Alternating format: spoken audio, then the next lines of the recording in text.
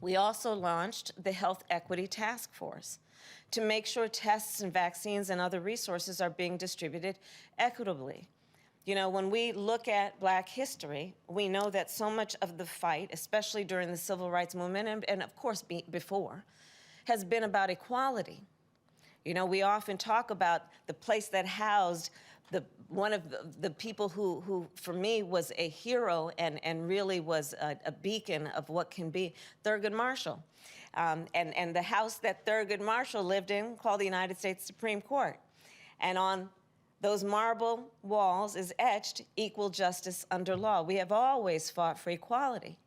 But now we are also talking much more rightly about equity, understanding that we must be clear-eyed about the fact that, yes, we want everyone to get an equal amount. That sounds right.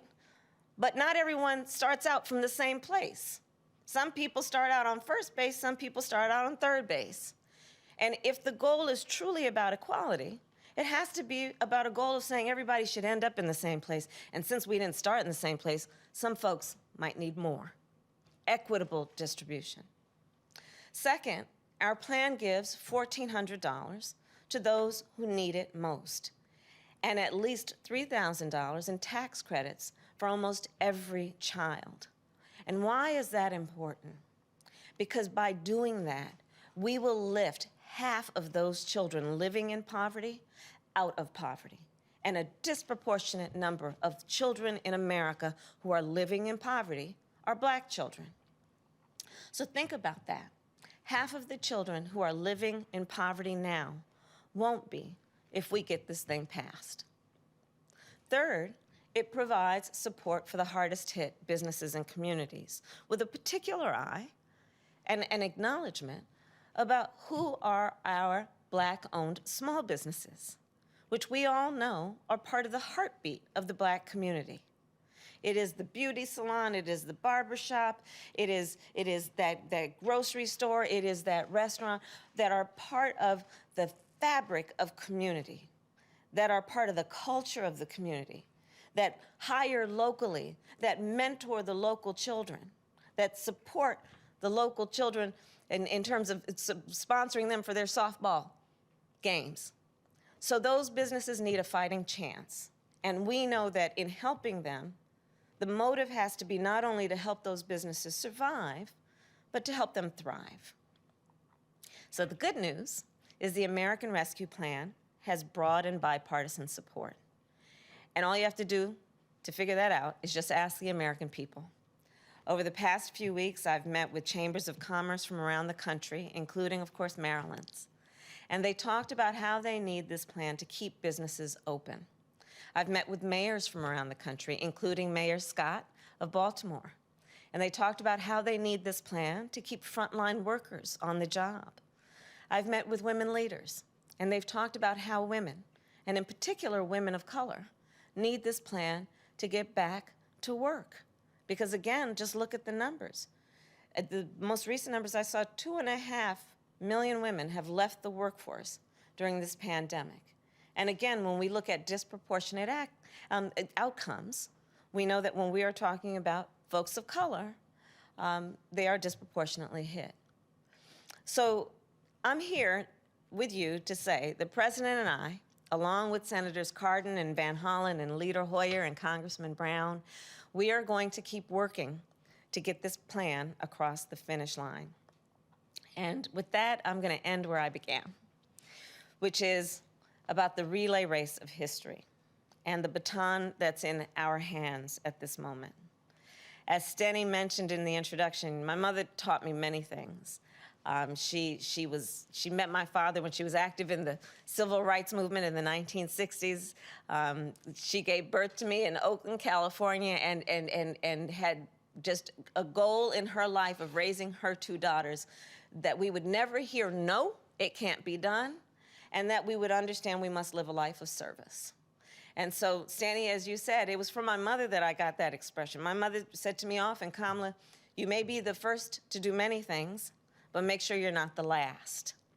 And that has everything to do with this relay race, which of course has been running for dozens, if not hundreds of years. And you know, my mother taught me, what so many of our mothers and grandmothers and fathers and grandfathers have told us all. And that is that what matters is how well you run your portion of the race. What matters is that you moved it forward from the time you received that baton to the time that you handed it off. And like so many of us, I grew up surrounded by people who were running the race for justice, for civil rights, for equality, and they faced, of course, big challenges, and they had even bigger dreams. But they remained focused on the work right in front of them, the work that would move us closer, day by day, toward justice, toward equality, and toward that finish line.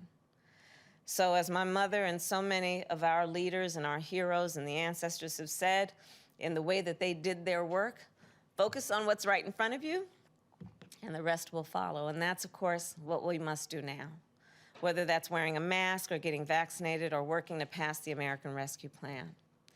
And if we're clear-eyed, if we're truth tellers, and if we're courageous, I do believe we can meet this moment. And I do believe that this Black History Month, this year, and at this moment, we must be clear-eyed about the challenges in front of us. We cannot be overwhelmed. We cannot despair. We must remember those words of the great Coretta Scott King, and I'll paraphrase, but she said, the fight for civil rights, which is the fight for justice, the fight for equality, the fight for fairness. She said, the fight for civil rights must be fought and won with each generation. And I think she had 2 points in mind when she said that. And one is that it is the very nature of this fight that whatever gains we make, they will not be permanent. It's just the nature of it. And so the second point then is understanding it is the nature of it. Do not despair. Do not ever be overwhelmed. And certainly do not ever give up, especially when the challenges are fierce. It is our responsibility in this ongoing race, in this ongoing relay race, to see this moment, to see the challenges and to see the opportunities, and to do everything in our power, knowing that history will smile upon us when we work in the spirit of those who prepared this path for us. So thank you all. Let us honor our history makers who inspire us every day, and let's make our own history too. And thank you, Steny, and to everyone, may God bless you, and may God bless the United States of America. Thank you.